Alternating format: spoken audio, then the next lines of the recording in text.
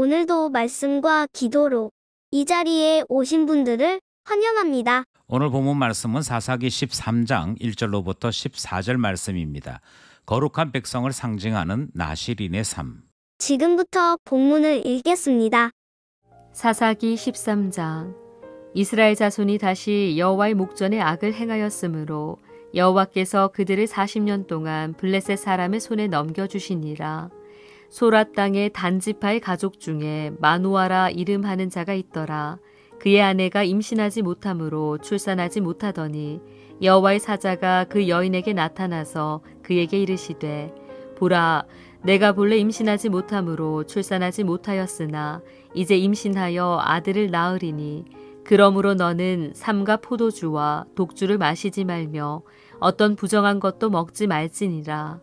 보라, 내가 임신하여 아들을 낳으리니 그의 머리 위에 삭도를 대지 말라. 이 아이는 태에서 나옴으로부터 하나님께 바쳐진 나실인이 됨이라. 그가 블레셋 사람의 손에서 이스라엘을 구원하기 시작하리라 하시니 이에 그 여인이 가서 그의 남편에게 말하이르되 하나님의 사람이 내게 오셨는데 그의 모습이 하나님의 사자의 용모 같아서 심히 두려움으로 어디서부터 왔는지를 내가 묻지 못하였고 그도 자기 이름을 내게 이르지 아니하였으며 그가 내게 이르기를 보라, 내가 임신하여 아들을 낳으리니 이제 포도주와 독주를 마시지 말며 어떤 부정한 것도 먹지 말라. 이 아이는 태에서부터 그가 죽는 날까지 하나님께 바쳐진 나실인이 됨이라 하더이다 하니라. 마누아가 여호와께 기도하여 이르되 주여 구하옵나니 주께서 보내셨던 하나님의 사람을 우리에게 다시 오게 하사 우리가 그 낳을 아이에게 어떻게 행할지를 우리에게 가르치게 하소서 하니 하나님이 마누아의 목소리를 들으시니라. 여인이 밭에 앉았을 때에 하나님의 사자가 다시 그에게 임하였으나 그의 남편 마누아는 함께 있지 아니한지라. 여인이 급히 달려가서 그의 남편에게 알려 이르되 보소서, 전일에 내게 오셨던 그 사람이 내게 나타났나이다 하매 마누아가 일어나 아내를 따라가서 그 사람에게 이르러 그에게 묻되 당신이 이 여인에게 말씀하신 그 사람 이니이까 하니 이르되 내가 그로다 하니라. 마누아가 이르되 이제 당신의 말씀대로 되기를 원하나이다. 이 아이를 어떻게 기르며 우리가 그에게 어떻게 행하리이까. 여호와의 사자가 마누아에게 이르되 내가 여인에게 말한 것들을 그가 다 삼가서 포도나무의 소산을 먹지 말며 포도주와 독주를 마시지 말며 어떤 부정한 것도 먹지 말고 내가 그에게 명령한 것은 다 지킬 것이니라 하니라. 본문 해석입니다. 이제부터 사사 삼손의 이야기가 시작됩니다. 기드온 이후에 이스라엘을 압박하는 두 존재들이 있었습니다. 동쪽에서는 암몬이 이스라엘을 압박했고 서쪽에서는 블레셋이 이스라엘을 압박했지요. 블레셋은 도시 연합 국가의 형태를 지니고 있습니다. 그러니까 5개의 도시가 나라를 형성하는 그런 특징이 있었고요. 이렇게 도시 국가로 형성된 이유는 이들이 철기 문화를 가지고 해적대로 활동했기 때문입니다. 그러니까 배를 잘 사용하는 그런 족속이었다 생각하시면 틀림이 없는 것이죠. 이스라엘을 압박하는 것이 꽤 오래되었습니다. 본문을 따르자면 40년 이상, 그것도 삼손이 태어나기 전 40년간의 기록을 가지고 있었던 것이지요. 바로 이 블레셋을 위해서 하나님께서 삼손을 이 땅에 보내시고 지금까지 지속되어 왔던 블레셋의 압박에서 이스라엘을 구원하시고자 하신 것이지요. 블레셋이라고 하는 나라의 압박이 매우 특별한 압박이었던 것처럼 매우 특별한 사사를 보내십니다. 바로 그 사사는 삼손이지요. 오늘 본문을 통해서 사사 삼손이 어떻게 보냄을 받게 되는지 살펴보도록 하겠습니다. 첫 번째 문단은 1절, 2절입니다. 자녀 없는 마노아 가정 이야기가 등장을 하지요. 1절을 보시면 사사 시대인 것을 나타내는 말씀이 등장합니다. 여호와의 목전에서 악을 행했다 하는 기록이 등장하는 것이지요. 이것은 사사 시대를 나타내는 대단히 전통적인 사이클의 출발입니다. 악을 행하고 그리고 나면 하나님께서 이스라엘을 때리시지요. 그리고 난 다음에 이스라엘이 부르짖으면 하나님께서는 그들을 구원하는 사사를 보내어 주시고 전쟁에서 승리하게 하시며 이후에 평화가 임한다. 이것이 사사시대가 가지고 있는 반복적인 사이클이었습니다. 그런 점에서 볼 때 1절은 이제 다시 사사시대가 또 시작되었구나 하는 것을 알려주는 말씀이 됩니다. 문제는 2절로부터 4절 말씀인데요. 2절로부터 4절 말씀에 회개했다거나 부르짖었다는 말씀이 일체 등장하지 않습니다. 그러니까 죄를 지었음에도 불구하고 그리고 핍박받고 있음에도 불구하고 이 시대의 이스라엘 사람들이 하나님 앞에 회개하거나 부르짖지 않고 2절로부터의 이야기는 단지파 마노아라고 하는 사람의 이야기로 옮겨지는 것을 보지요. 단지파에 속해 있는 가정이라고 하는 점, 그리고 아내가 임신하지 못하였다 하는 사실을 우리에게 전달함으로 본문의 내용이 이어져 가고 있습니다. 이것은 사사 시대가 깊어지면 깊어질수록 더 악한 시대로 빠지고 있음을 나타내는 것이지요. 예, 사사 시대는 분명히 시대가 갈수록 악한 모습이 보였습니다. 예를 들자면 형식적인 회개로 하나님을 속이려고 하는 일들이 있었지요. 그것이 사사 입다의 사건에서 길르앗 사람들이 보여준 모습이었습니다. 우리 나름대로 회개했으니 하나님께서 우리를 구원해 주실 것이다 하는 식의 그들의 당당한 모습이 그려지고 있는데요. 그들이 나타내 보였던 것은 바로 형식적인 회개였습니다. 반면에 오늘 본문에서의 모습은 아예 회개조차 하지 않는 것이지요. 그렇다고 하나님을 떠났던 사람들이 행복했었느냐? 그건 아니지요. 분명히 하나님을 떠난 사람들에게 영적인 가람이나 그 시대가 끼쳤던 슬픔, 허무감은 분명히 존재했습니다. 왜냐하면 악한 시대를 살아가면서 당연히 고통 가운데 사는 것을 지극히 정상으로 이해했던 것입니다. 그 모습이 바로 마노아 가정에 보여지고 있는 모습이지요. 마노아 가정은 이스라엘이 겪고 있는 현실을 가장 상징적으로 보여주는 대표 모델입니다. 이 가정에는 자녀가 없었다라고 말씀하고 있습니다. 자녀가 없는 데는 여러 가지 이유가 있습니다. 신체적인 문제가 생길 수도 있고 환경적인 문제가 생길 수도 있습니다. 하지만 마노아 가정에 대한 하나님의 말씀은 하나님께서 이 가정에 자녀를 주시지 않았다라고 말씀하시므로 사사시대가 하나님 앞에 외면당하고 엄한 체벌 가운데 있음을 보여주는 상징적인 모습이 그려지고 있는 것이지요. 첫 번째 문단, 자녀 없는 마노아 가정 이야기 본문 말씀이었습니다. 둘째 문단은 3절로부터 7절입니다. 나실인이며 사사인 삼손을 주시겠다 하시는 하나님의 계시의 말씀이지요.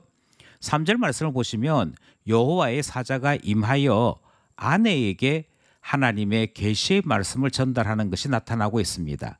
그 계시의 말씀의 핵심은 아들을 주시겠다라고 하는 내용이었지요. 마노아의 아내는 여호와의 사자에 대한 설명을 남편에게 전달하면서 사람 모습이었다. 그리고 여호와의 사자인 것을 금방 알 수 있는 용모를 지녔다라고 이야기합니다. 그런데 그 모습에서 두려움을 느꼈던 나머지 마노아의 아내는 어떤 질문도 하지 못했다고 남편에게 이야기합니다. 그리고 하나님의 사자로부터 전해 들은 것을 두 가지로 전달하지요. 4절로부터 7절 말씀을 살펴보시면 하나님께서 자녀를 주실 터인데 이 자녀를 나실인으로 살게 해야 될 것을 말씀하고 있습니다. 사실 나실인은 세 가지를 지켜야 합니다. 첫 번째는 신체에 손을 대지 말아야 합니다. 가장 대표적으로 삭도를 그 머리카락 자르는 데 쓰지 않아야 한다 하는 것이고, 머리를 계속 길러서 태어난 그 순간부터 죽는 순간까지 그대로의 모습을 지녀야 했습니다. 7절에 보시면 포도주와 독주 마시는 것이 금지됩니다. 이것은 방탕한 삶에서 떠나야 할 것을 이야기하는 것이고요. 그의 마음도, 그의 삶도, 그의 육체도 하나님 앞에 순전하게 지켜져야 될 것을 나타내는 행동입니다. 또 어떤 부정한 것도 먹지 말아야 할 것이 나타나고 있는데요. 이 속에는 죽은 사체에 손을 대지 않는 것이 포함됩니다. 그러니까 부정한 것은 먹지도 말고 손대지도 말아야 할 것을 말씀하시므로 순전한 사람, 깨끗한 사람, 순결한 사람으로서의 삶을 하나님 앞에 보이는 자, 그것이 나실인의 요구 조건이었던 것이지요. 이것을 한마디로 말씀드리자면 하나님께서 받으실 만한 깨끗한 사람으로 살아가는 것, 그것이 나실인이 하나님 앞에 받은 조건들이고요. 이것을 통해 하나님을 기쁘시게 하는 일이 나실인 규정의 본질이라 그렇게 말씀드릴 수 있습니다. 이것은 사사시대가 하나님을 떠난 시대였는데 그 사사시대와 정반대의 삶을 살아야 되는 나실인을 주심으로 하나님의 마음을 보이고 있는 것입니다. 여호와의 사자는 이 자녀를 통해 블레셋 사람들의 손에서 이스라엘이 구원을 받을 것이다 라고 전하고 있는 것이죠. 결코 회개하지 않았던 이스라엘에게 나실인이며 사사인 삼손을 주시겠다는 둘째 문단 말씀이었습니다. 마지막 셋째 문단은 8절로부터 14절입니다. 마노아가 하나님의 말씀을 들었다 하는 내용이지요.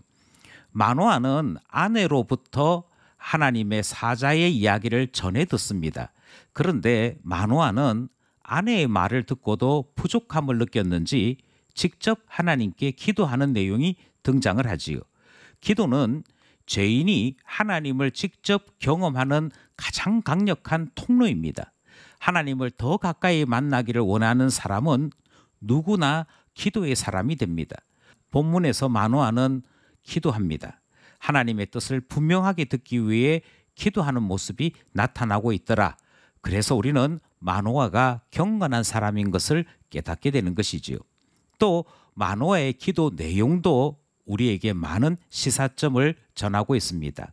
그는 부모로서 어떻게 행할지 가르쳐 달라 하는 기도를 합니다. 마노아가 얼마만큼 탁월한 신자인가 하는 것은 그의 기도 제목에서 나타나고 있지요. 그는 자녀 출산에 대한 예고를 아내를 통해 듣습니다.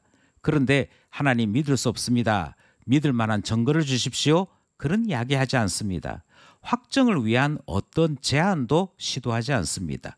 오히려 하나님께서 자녀 주시겠다는 그 말씀을 그대로 믿습니다. 그대로 믿을 뿐 아니라 하나님께서 우리를 부모 되게 하실 터인데 무엇 해야 합니까? 라고 묻는 모습이 기록되어 있는 것이지요. 하나님은 이런 마노아를 기뻐하셔서 하나님의 사자를 다시 이 부부에게 보내어 주십니다.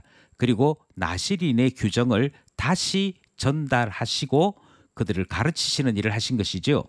하나님은 마노아에게 직접 전달하기를 앞부분에서 했던 이야기를 다시 반복하여 전달합니다. 그것은 나실인의 규정입니다. 신명기에 기록되어 있는 나실인 규정과 지금 여호와의 사자가 전달하는 나실인의 규정 사이에는 다른 점이 하나도 없습니다. 그런데 하나 다른 점이 있다면 신명기에서는 나실인의 서원은 본인이 직접 자원해야 되는 서원이라고 규정하고 있습니다.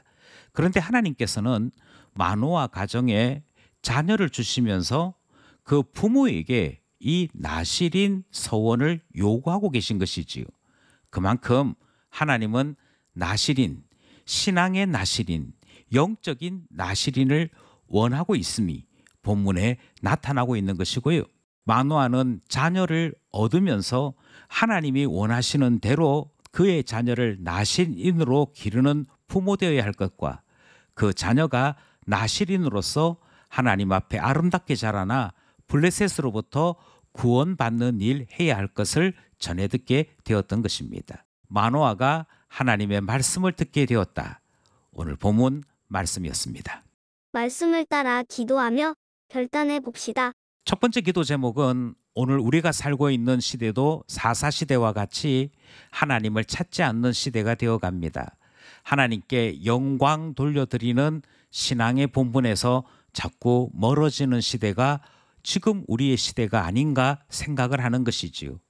예배 드리지 않아도 아무런 부담이 없는 시대, 기도하지 않아도 아무런 갈등이 없는 시대는 분명히 사사시대와 같다 말하게 될 것입니다. 그러므로 기도하기를 그리스도의 푸른 계절을 이 나라 이 민족 위에 허락하여 주소서 기도하게 되는 것이지요. 둘째 기도 제목은 하나님께서 찾으시는 것은 세상에 물들지 아니하고 하나님 손으로 지어져 가는 인생을 사는 사람. 다르게 말씀드리면 하나님의 걸작품으로 하나님 앞에 영적인 나실인으로 살기를 원하는 하나님의 자녀 기다리고 계시는 것을 우리는 확인할 수 있었습니다. 그러므로 기도하기를 바로 우리가 이 시대에 나실인으로 살게 하소서 기도하게 되는 것이지요. 세 번째로 하나님 말씀에 의심하는 대신 순종으로 나아가는 마노아 부부를 보게 되었습니다. 순종, 하나님 앞에 아름답게 살아가는 신자의 모습일 것입니다. 그러므로 기도하기를 순결한 주의 백성 되게 하소서, 말씀을 말씀 그대로 믿는 믿음의 사람들 되게 하소서, 그 순결한 주의 백성 일으켜 주소서 기도하게 되는 것입니다. 오늘도 말씀과 기도로 하나님 앞에 영광 돌리며 살아가는 우리 모두 되기를 원합니다.